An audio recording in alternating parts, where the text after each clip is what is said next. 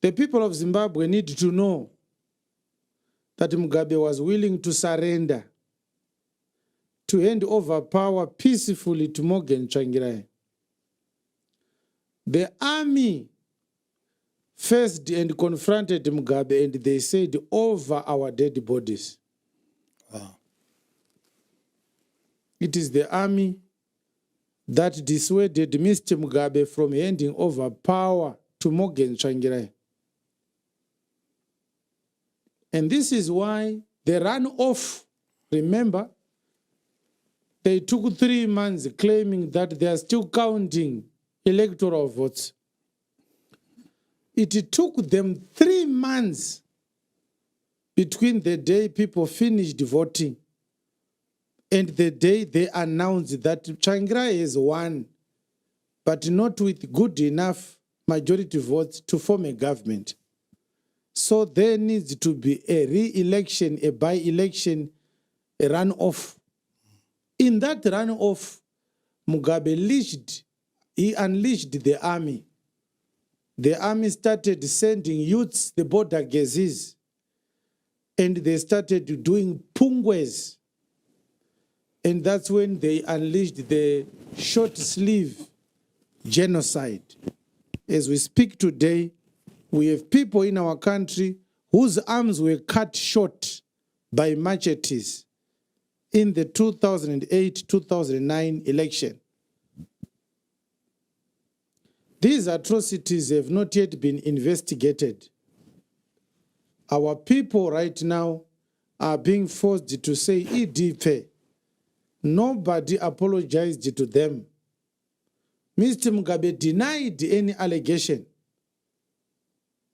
A truck full of dead bodies reversed at Chitungwiza General Hospital mortuary.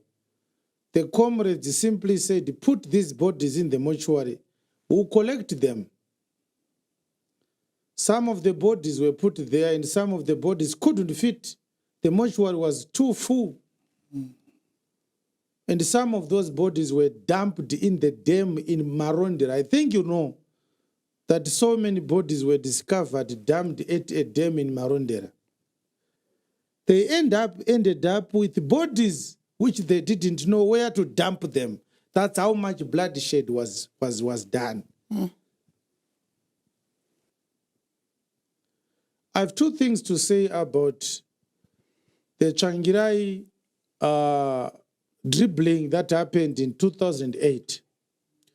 Because after he was dribbled of his electoral victory, they did a runoff. And by that runoff, Mugabe made himself to win. I lost a brother through the violence of 2008. They killed him. I was confronted by those hooligans many times, demanding that I should attend the pungwes.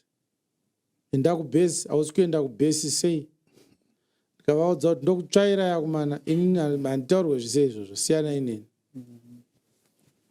so I never attended any rally. And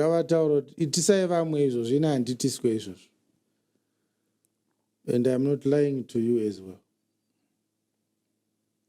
So, Mr. Mugabe, our villagers were forced to attend night vigils every day for the 30 days to the day people did that election, the runoff. Quite wapungwe every day. Mm-hmm. I went to the village and my grandmother said they took my chickens because they were forced to provide food to those attending pungwes. Wow. In those pungwes, opposition members and villagers suspected of being members of the opposition, they were beaten in the view of the whole village. Mm. Some of our aunties and uncles, they are now disabled because their backs were broken during those pungwes. You must understand that those who were masterminding the pungwe were the army. I know in Mashonaland East Province in Goromonzi, the woman who was a major in the army, her name was Maim Dara, She was the commander of the Pungwe program. At her instruction, people disappeared. She drove a sky blue, it was a pale blue Mitsubishi L200, donated to the army by the RBZ. And I'm one of the people who delivered those cars from the RBZ. We bought 3,000 Mitsubishi L200 trucks, gave them to the CIO and to the army. Those are the cars which were used to terrorize the citizens. So the army that you celebrated when they did a coup against Mugabe, their hands were already dirty with the 2008 bloodshed. ZANU-PF stole power from Tsvangirai using the army. This is why I was not in the streets in 2017. Pamaiti idipfe pepe inana kwenda. Ishaka nditi ubenzu usainde mwanangu. Paridza. On that day, when the army came into the streets to force Mr. Mugabe to resign, I was at First Street preaching. The Lord refused. He said I shouldn't join those who are celebrating the downfall of Mr. Mugabe. Though not a model leader, but the Lord said to me, what is coming is worse than what you have seen. And I communicated with you. I told you that people are going to ask Mr. Mugabe to come back. The wickedness you are celebrating that it is gone is a tip of the iceberg. Wait for the Mnangagwa regime to come. You are going to see terror at a level you have never imagined before. Yes. So as we speak right now, the ZANU-PF system of leadership is a fraudulent system. If we were going to have a proper investigation right now, and if the MDC was still there, and if we had competent courts of law, MDC should be able to take ZANU-PF and the government of Zimbabwe and the Electoral Commission to court. And the court was going to find that is true. Tsvangirai won the 2008 election. And they stole it from him, which means from 2008 to date, we don't have a legitimate government. Kubva muna 2008 kusvika izvezvi, hatina government illegal. We have a criminal government, which is in power because it stole elections. Democracy was almost about to give birth to a proper democratic election. Tsvangirai won with more than 58% of the votes in 2008. This is why I told you that Rita Makarau must be put before a firing squad. She presided over that election. But she was not free to do whatever she was supposed to do. You must understand why ZANU-PF appoints a woman all the time to be the chairperson of the Electoral Commission. It's not a miracle. It's not gender equality. It's a strategy. Why do you think ZANU-PF puts a woman to be the boss of the Electoral Commission?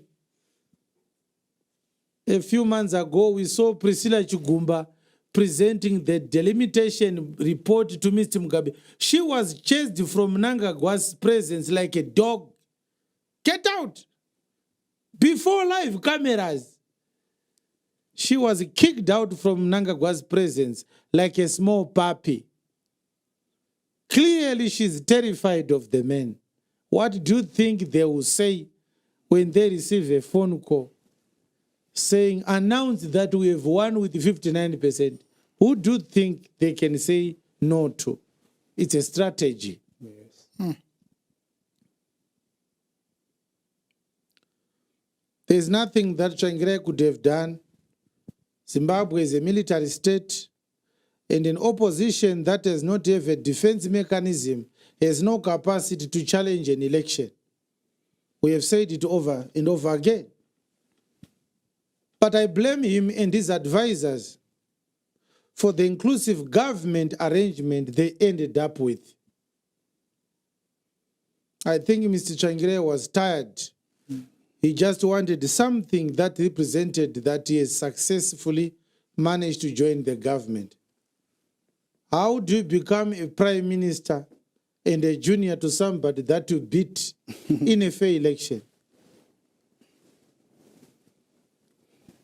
I think he was tired. We must commend him for giving up and putting up such a big fight, facing up with the demons of ZANU-PF and suffering all the persecutions he did, including treason charges and mob attacks. He is a human being. At some point, we get tired and we can't blame him for that. But I think it needed more youthful people who are too vibrant for them to say, no, we want to join this government under these circumstances. The inclusive government that was reflective of the electoral outcome should have had Chiwenga as the president and Mugabe as the prime minister. And ZANU-PF shouldn't have gotten more cabinet ministers in that inclusive government. Yes. Because they had lost to Chiwenga. I think they were tired and they just wanted to join the government. But I also said in those days that that Chiwenga has joined the government. This is the beginning of the end of his political career. They've swallowed him now. They've contained him. He can't organize a more effective opposition party when his hands are also on the deck with the ZANU-PF regime in the government. And that's what happened.